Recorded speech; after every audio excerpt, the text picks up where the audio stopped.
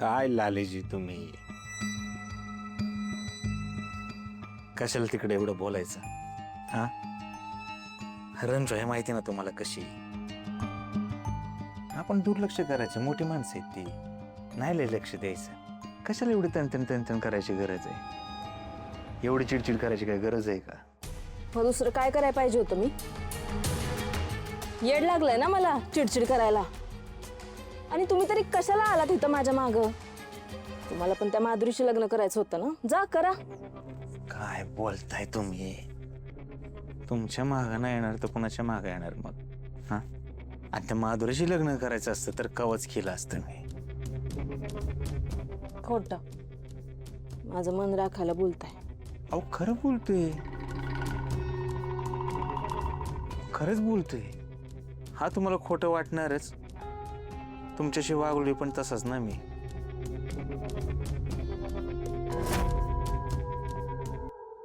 पण तुमच्याबरोबर लग्न झाल्यापासून मला खरं प्रेम काय आहे ते कळलं. खरंच तुम्ही माझ्या आजूबाजूला असावं नेहमी असं वाटतं. जर का आजूबाजूला नसाल ना तर कस तरी होतं मला, म्हणजे जीव गुदमरल्यासारखं होतो. अहो तुम्ही जर का आजूबाजूला नसाल ना तर मला वाटतं जीव जाईल की काय माझा. अहो असं नको बोलू. अहो खरंच वाटतं. नका टेन्शन घेऊ बरं तुम्ही आणि उगाच. मी आलेच दूध घेऊन. आओ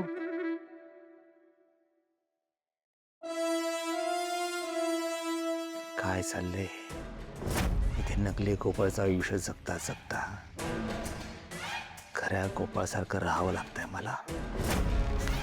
देवी सिंग जागा हो. आपण इथे कातळवडीत पैसे खेळण्यासाठी आलेलो आहोत, हे विसरून चालणार नाही. लवकरात लवकर कातळवडीतून पैसे घेऊन इथून पसार झाला पाहिजे.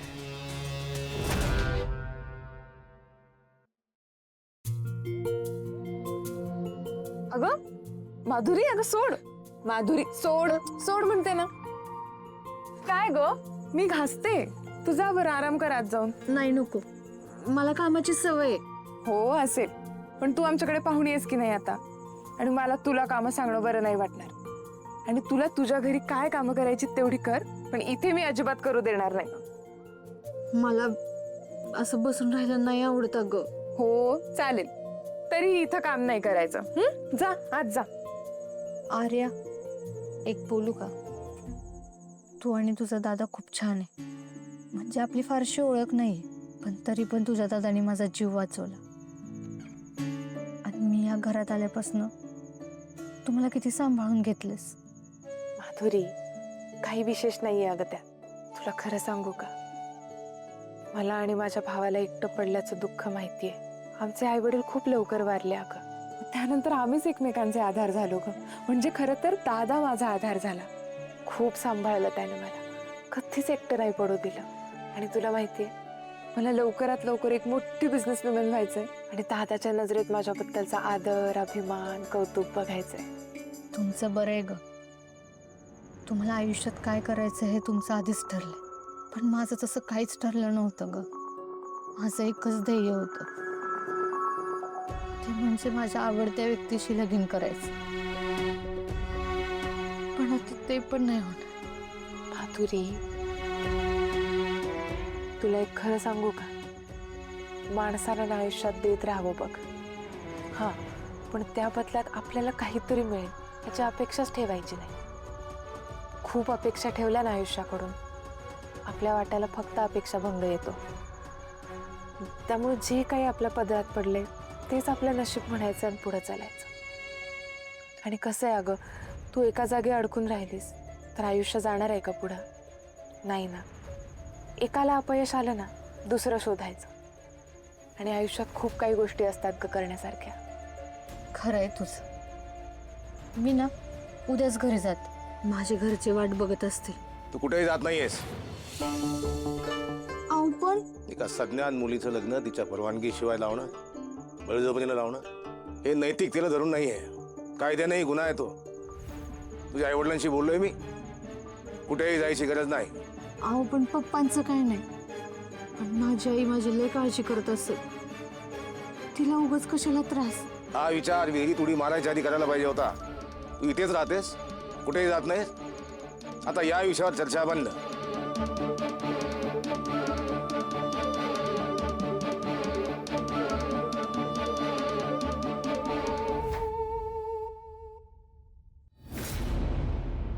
सगळ्या गावामुळे मला हात उचलला.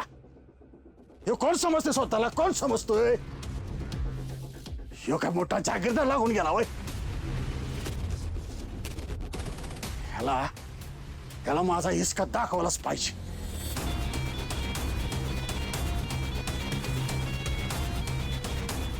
ए पोरांनो, अरे पोरांनो, इकडे या. अरे या की लवकर. का मामा काय झालं? अयो अर मामा अरे गाल सुजलाय की तुझा. लयच खाऊन बसले वाटतं. हा ना. तर जामकरनी जरा जास्तच ताकद लावल्यासारखं वाटतंय. जाम करणं असली ताकद लावली की मामाचा गालच फुगलाय. मामा पण त्या जाम करणं तुला माराय नव्हतं पाहिजे खरं. हा ए अरे तुम्हाला का मी माझ्या जखमीवर मीठ सोळा बोलवलं बरे. ऐ मग कशाला बोलवलंय? मला सांगा तो कोण होता ज्यानं माझ्या कानाखाली वाजवली आणि माझी पोरगी त्याच्या घरात राहते ती कोण देऊ? मी काय म्हणतोय त्याची स्पेशल रिपोर्ट बनवू ना डायरेक्ट. मग घरात पळलेली आणि मामाला बसली चटकन एक. कसं वाटलं? वाटलं तुला की नाही कापसाच्या पोत्यात घालून तुझ्या उरावर नाचव वाटतंय असं. अरे तुला विचारलं तेवढं सांग. मामा ते खालच्या आळीचं जामकराचं घर माहितीये का? हा माहिती आहे. हा त्या जामकराच्या घरातलंय ती. मुंबईला राहतंय, आत्ता आलंय मुंबईवरून बहिणीसोबत गावात आपल्या. तुला त्याचा वडील आठवते का ती जामकर? आठवलं. अरे वडील कशाला, आज आपण आठवला. अरे ते हिम्मतरावाच्या घरी येणं जाणं होतं त्यांचं. ते काय आहे ते जमिनीचा व्यवहार बघायचे ते रे. हा मग ह्यो त्याच जामकरातला एक. बर ते काम काय करतोय? ते गणपतीला ढोलच घेऊन आलत आणि आता म्हणते काय ते सफाई कामगार आहे. काय सफाई कामगार? अरे जाताना केवढं वाजून गेला माझ्या कानाखाली. अरे अख्ख्या गावासमोर माझी इज्जत काढली त्यानं. अरे मामा मग मी तेच म्हणतोय ना, आपण करू ना बातमी. गावासमोर काढली मामाची लायकी आणि मामाला एक सटकन बसलेली आहे की. मामा माझा ऐक, ते माणूस काय साधं सुद्धा नाही, लय डेंजर आहे. त्याच्या पाया पड आणि आपल्या माधुरीला घरी घेऊन ये. नाही तर काय ते नाही तर कर म्हणून झालंय. ए त्या जामकराची मी माफी बिफी काय मागणार नाही सांगून ठेवतोय. हा अरे कोण लागून गेला एवढा मोठा? मॅन माझी पोरगी आहे त्याला कशाला मध्ये पडायचं? आणि बघा म्या माझ्या पोरीच्या समोर झुकणार नाही, आणि झुकलं तर आयुष्यभर तिचं ऐकावं लागेल मला. म्या का जाणार नाही त्या जामकराच्या घरी तिला आणायला. येईल ती कंटाळून परत. हो ते काय व्हायचं ती.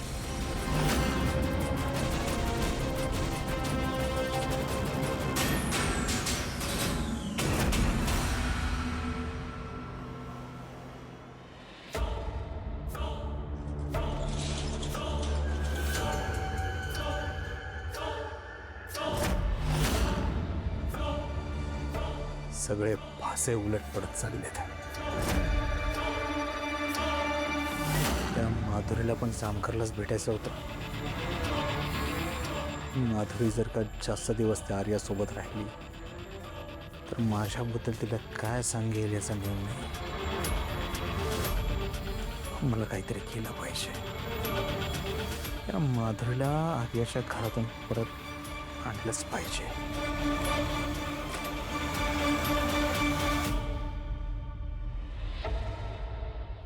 मी जर आता जामकरच्या घरी गेलो तर त्या जामकरला काहीतरी संशय येऊ शकतो.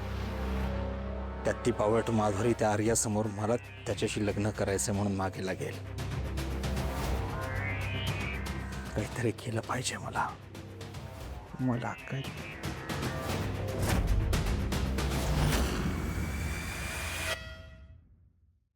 ओ मामा त्यो मामा का ऐकतच नाहीत का? मी तर कोणाकोणाच टेन्शन घेऊ रे. हा मामा ए तू इथं कशाला आलायस? मामा हे बघ मामा खानदाराला कुठल्याही माणसाशी मला बोलायचं नाही येत ना. मामा मामा यार परिस्थिती कसली नाजूक आहे, ती काय म्हणते ऐकून तर घे की. मामा बघ, तुझा जरा राग मी समजू शकतो, पण तू माझ्या ठिकाणी येऊन विचार कर की रे. मला सगळी परिस्थिती कळते, पण काय करू, माझ्या हातात आता काहीच नाही, सगळं तुझ्या हातात आहे. चल बरं, माधुरीला आपल्या घरी परत आणू. माझी पोरगी तुझ्यामुळे माझं काहीच ऐकत नाही आणि तो जामकर माझ्या कानाखाली मारून गेला. अरे मामा, त्या जामकरने आपल्या पोरीचा जीव वाचवला आहे आणि आपली पोरगी त्यांच्या घरी राहते, त्याच्यामुळे तुला ऐकून घ्यावंच लागणार आहे. मामा हे बघ, आपली पोरगी अशी परक्याच्या घरी राहणं हे काय बरोबर नाही. चल बरं, तिला घरी घेऊन ये. ए तुम्हाला शिकवू नकोस मी काय करायचं ते. याला आता इथंच कायमचा आराम द्यावासा वाटतोय, पण काय कंट्रोल करावं लागतंय. हाय का आता? अरे मामा, ती माधुरी तिकडे आडून बसली, घरी येणार नाही म्हणून. जामकर तिकडे आडून बसलाय, तिला सोडणार नाही म्हणून.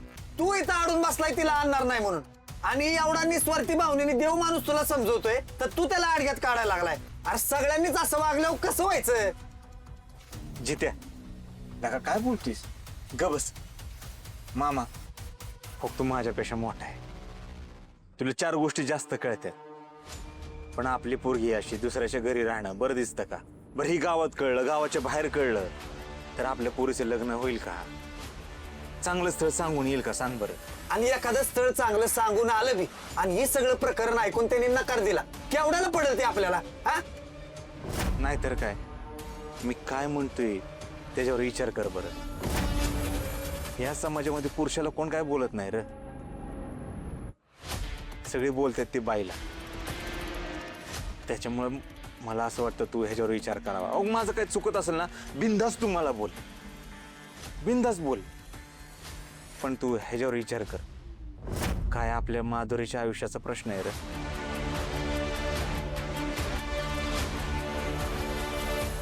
मामा मामा अरे ऐक की गोपाळ म्हणतोय ते बरोबर. ऐक. होय मामा, आणू चल.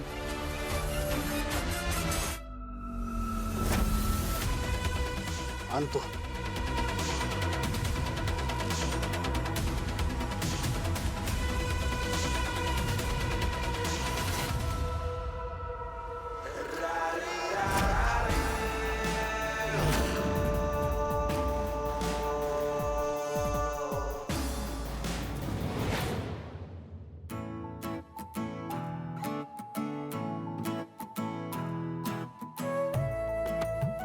ताई, ते दही व्यवस्थित घुसळून घ्या आणि तिकडे मडक्यात आणखी थोडं आहे, ते पण घुसळा. हो हो. आर्या, आता तरी मला तुझी मदत करू दे ना. नुसतं बसून बसून डोक्यात विचार येतात आणि असं बी मला 2 गोष्टी तुझ्याकडनं शिकायला मिळते. ठीक आहे. ताई, तुम्ही इकडे बघा. ये, तुला मी हे घुसळायचं काम सांगते. हे दही आहे, हे छान घुसळून घे. 1 मिनिट थांब. ताई, कॅप द्या बरं. हा, बघ येते मी.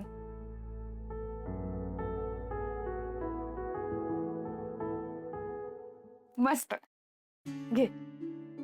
आता हे दूध तापायला ठेवलंय की नाही, त्याला छान उकळी आली की ते चुलीवरून काढून घ्यायचं आणि मग थंड होऊ द्यायचं आणि त्याला रात्रभर विरझण लावून ठेवायचं आणि मग एकदम पहाटे पहाटे ब्रह्ममुहूर्तावर त्याचं छान जे दही जमलेलं असतं ना, ते घुसळायचं. आता ब्रह्ममुहूर्तावर कशासाठी? कारण पहाटे पहाटे ब्रह्ममुहूर्तावर केलेलं कुठलंही कार्य चांगलं असतं आणि मग ते दही घुसळलं की त्याच्यातून असं ताजं ताजं लोणी निघतं आणि ते लोणी एकदा का कढवलं मग झालं, तयार आहे आपलं गावाकडचं शुद्ध साजूक तूप. आर्या, शहराकडून आलीस पण तुला किती नॉलेज आहे. आता या फील्डमध्ये उतरली आहे तर हे नॉलेज असलंच पाहिजे ना. आता काही गोष्टी मी ऐकून शिकले, काही गोष्टी वाचून शिकले आणि ह्या दोघी ताईंनी पण मला खूप मदत केली आहे आणि बाकी हे आहेच एक्सपिरियन्स मधून तर रोज शिकते.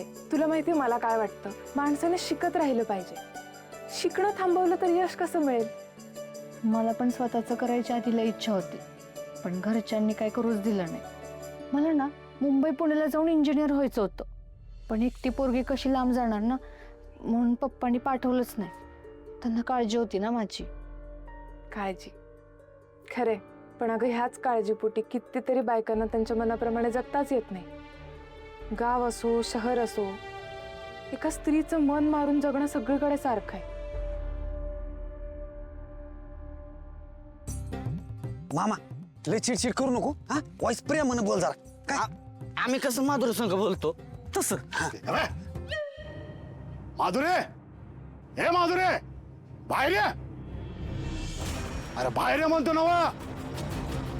ताई तुम्ही चालू ठेवा मी आलो. पप्पा काय ग मी का तुझं वाईट करणार होतो होय? म्हणून तू माझ्याशी अशी वागलीस. कुठल्या जन्माचा बदला घेतीस ग तू? मामा प्रेम आहे वय प्रेमानं जरा. ए तुझं घाल प्रेम चुलेत. हे प्रेमाची भाषा आहे माझी. ए तू चल. मी आणलेलं स्थळ राहून दे. त्याच्यापेक्षा चांगलं स्थळ बघूया आपण. सलूनवाला चालेल का नाही म्हणजे इथल्या इथं लगेच बोलणी करून टाकले असते आपण. हे का बे? नाही हुंडा नको मला. आता का बसतो का? पप्पा तुमच्यात अजून काहीच फरक पडला नाही. आणि मी तुम्हाला आधी सांगितलं ना मी हा लगीन करणार नाही आणि मी इथून कुठं बी येणार नाही. तुझा बाप येईल. चल म्हणते ना वा. मी नाही येणार.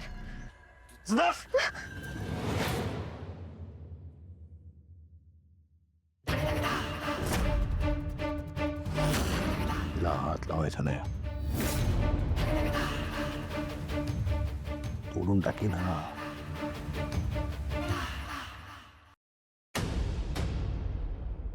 तिला घेऊन जायचं ना घेऊन जा. पण माझी एक अट आहे. कसली अट? इथे पाय धरून तिची माफी मागायची.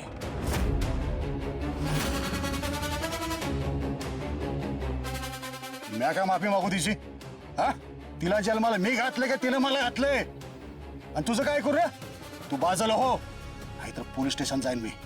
4 खून केलेत मी. 4 खून.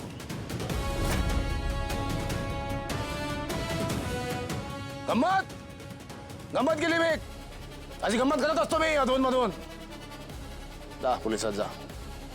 हे बघ माझ्या पोरीला डांबून ठेवलंस किडनॅप केलंस अशी कंप्लीट करीन पोलीस मध्ये. मग बस जेलमध्ये गंमत करत. तू मला अजून ओळखलं नाही लक्षात ठेव.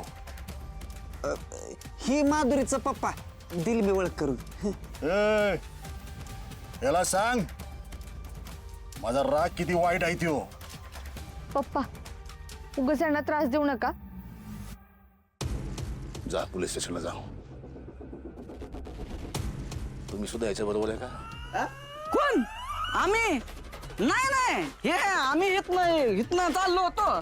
हे मामा रागात जाताना दिसलं म्हणून आम्ही माग आलोय. आमचं काय नाही बाबा पाहिजे त्या. हा आम्ही तुमच्याच बाजून आहे. मामा दुसरा गाल सुजवायचा नसेल तर चलित ना. हे का बसा? ए चल म्हणते ना वा. चल.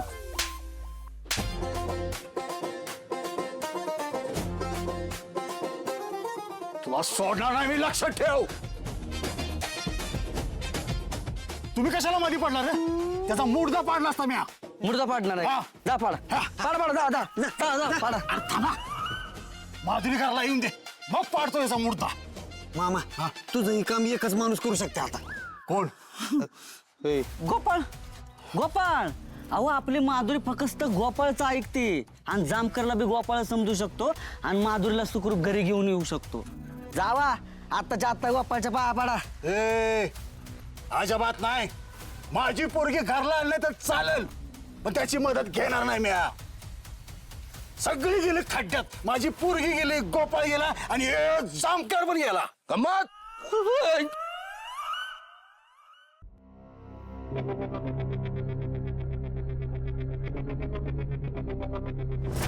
इतका वेळ का लागतोय मामाला माधुरीला परत आणायला?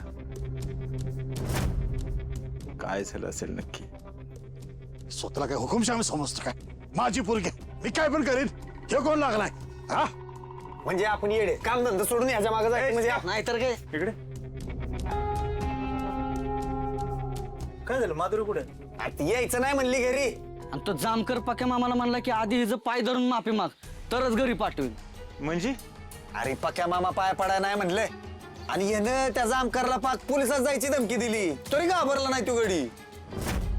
पक्क्या मामाने आहे ना पत्रकाराकडे जायची धमकी द्यायला पाहिजे होती. मग घाबरला असतं ते. हे गोपाळ आम्ही जरा पक्या मामाला समजून आलो. चल मग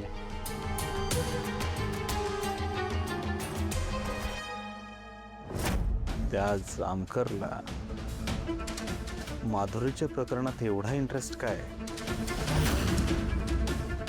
शोधून काढलं पाहिजे.